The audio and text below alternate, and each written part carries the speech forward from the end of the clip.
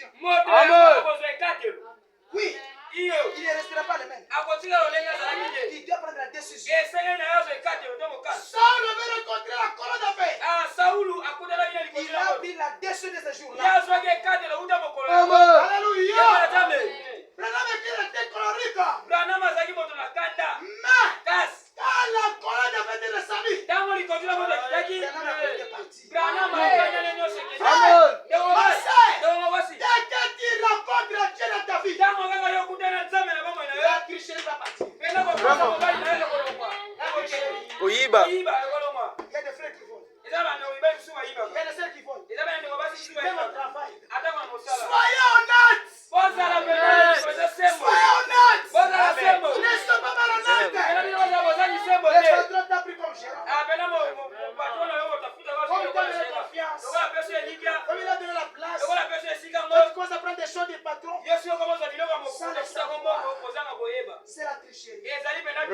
Vol frauduleux. Demandez l'autorisation de ton patron. Amen. Même si ça reste 50 francs. Même si ça reste 100 francs. Comme il t'a envoyé, l'autre patron, il dit que tu m'as donné 1000 francs.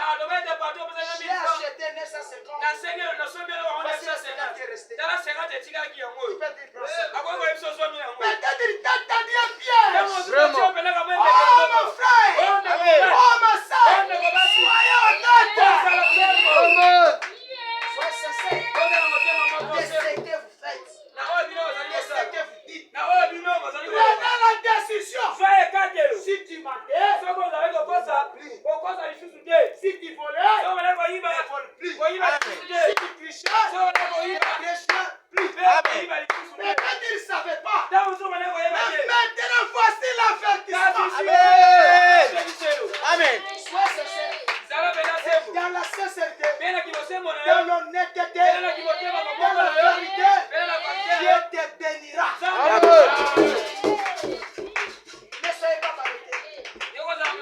Un Christ doit avoir la position. Gardez votre position. Là où Dieu vous a placé. N'injuriez pas. N'injuriez pas. N'injuriez pas ton épouse. N'injuriez pas ta femme. N'injuriez pas ton mari. Mais pas tes enfants. Ne pas. Ce sont des créatures de Dieu. Aimez-les tout le monde. Ayez l'amour parmi vous. Et l'amour dans notre cœur. La sincérité dans notre cœur. Évitez de l'hypocrisie. Alléluia. Amen. Quand la personne n'est pas là, tu parles mal de lui. Après le voyage, Sœur Antoinette, Frère Albert, ça, c'est de l'hypocrisie. Vraiment. Soyez sincères. Quand tu as parlé mal à ton frère, Amen. quand tu as parlé mal à ta sœur, avant de la remplacer, Oyambaye. dites que mon frère, pardonne-moi. J'ai parlé mal de toi.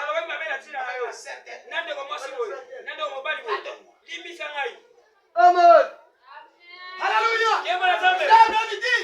Si nous sommes un, même pensée, c'est ça tous. Dieu descendra. Dieu descendra. Et nous guérirons aussi.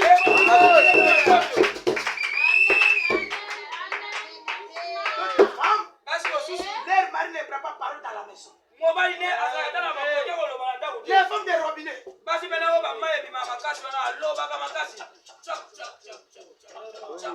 Nintendo. Oh Dieu. On finit en tweet. Il n'y a pas la paix.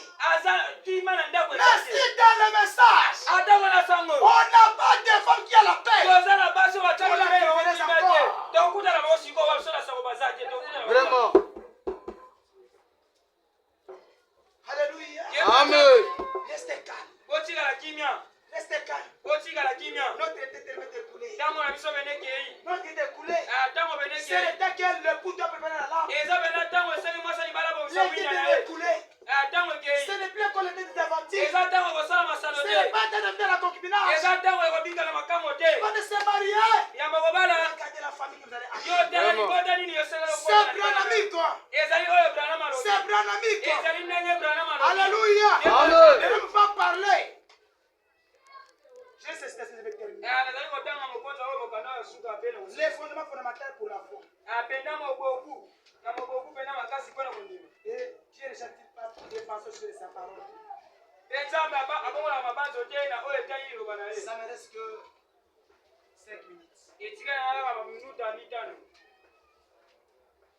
Qu'est-ce qu'il dit? Paragraphe 7.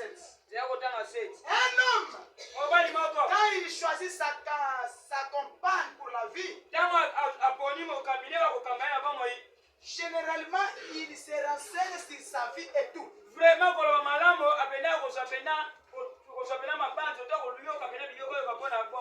il va se renseigner. Akolandela. Ah, alléluia.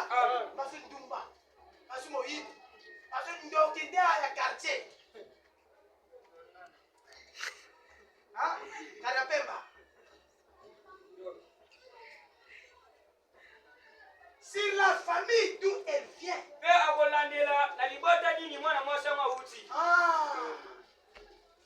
Alléluia. Amen. Kokota mikotela mikota kotate. Mabota biso bakota yango te. Okoti yango pe omi baby si mabimba. Ozaki ndo kama sa kitoko. Ndo kama bala kitoko. Akoro saki kopora mabe osana mibe omi baby si. Foti ya nani? Ya yoko. Amen. Si ses antécédents Bampaka na ye. Ndenge le kaka.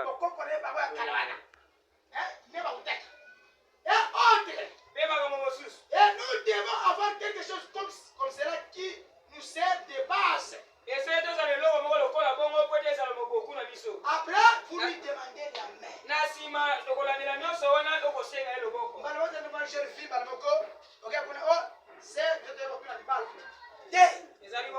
Amen. Bongo, ça tu vas faire quoi? Allez voir ton pasteur. Amen. Écoutez ça. Je ne sais pas si j'avais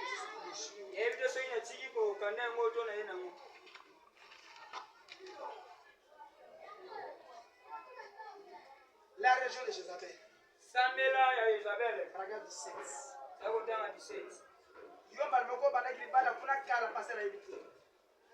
Non, ma message conduit téléphone qui est dans la communauté. Si on a la 20 bon là 0 1 combien ça a sauté? L'église a 2 oïta. Soit on publie un message 10 déserts on a la communauté. Mon excellent père, mon excellent, je t'aime si je ne te vois pas, il n'y a pas de sommeil, je pleure comme un poisson dans l'eau. Oh! Quand je pleure dans l'eau là, tu ne peux pas voir les larmes. Si je ne te vois pas, je suis malade. Je ne mange pas.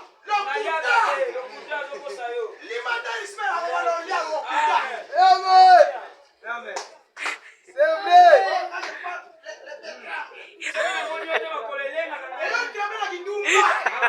Amen. Déclassé. Amen. Alléluia. Amen. Pas pour la parole. Amen. Papa. Vraiment. Amen. Les gens ont écrit des lettres ici et ont demandé. Qu'en est-il de ceci? Qu'en est-il de cela? Je leur réponds. Vous aurez cela. Voyez votre pasteur sur les petites choses.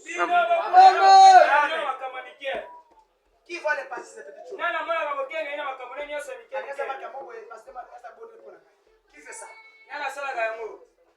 Que Dieu te bénisse. Amen. Dieu bénisse. Qui fait ça? Avant de déplacer les voyageurs, parce que moi je vais voyager.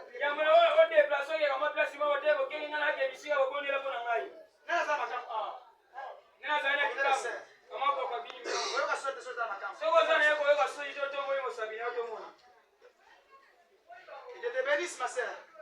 Ça va quand mon frère. Quand moi. Dieu te bénisse. Attends-moi très fort pour notre sœur. Ici.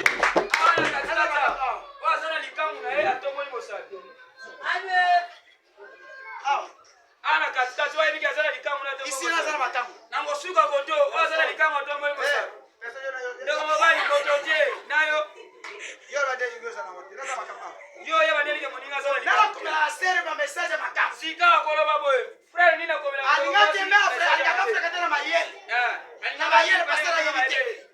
sois sincère.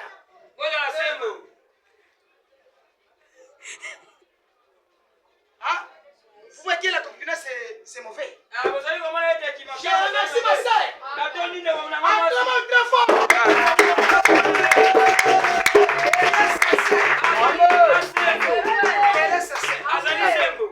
Je sais qu'il va prendre une décision. Homme. Dieu te bénisse. Homme. Écoutez. Tu vas rester après. Que Dieu te bénisse.